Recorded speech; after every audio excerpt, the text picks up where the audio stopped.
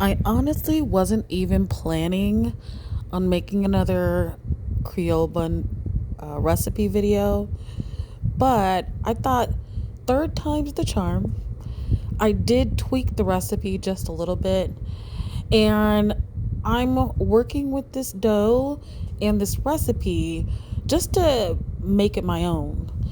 I look forward to potentially making this almost once a week. I really love this bun recipe, and I have to thank Cooking with Sharani again for giving me permission. Thank you. You are the sweetest and most gracious YouTuber.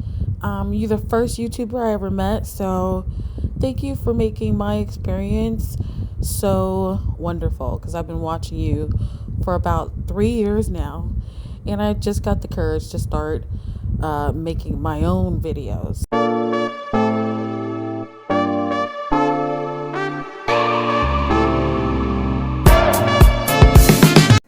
What I wanted to focus on in this video are all the steps I kind of didn't show in the first few videos.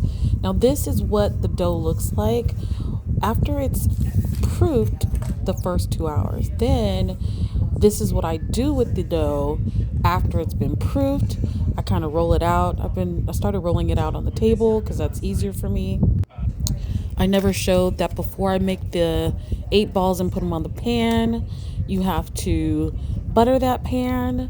So that's what my previous videos were missing.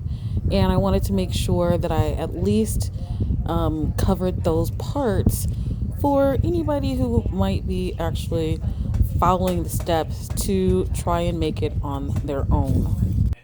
The unique thing about this particular recipe, as far as what I know to be the size of a bun, is that these are a lot smaller. They're more like individually sized. So I make it the way I saw the video made, and that dough amount makes 8 smaller buns, but they are mini buns. So what you could do, if you don't want to make what I call as mini buns, then you'd probably just make it into 4.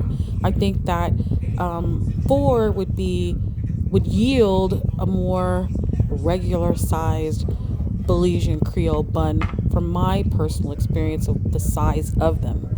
But these are a good size for a smaller couple.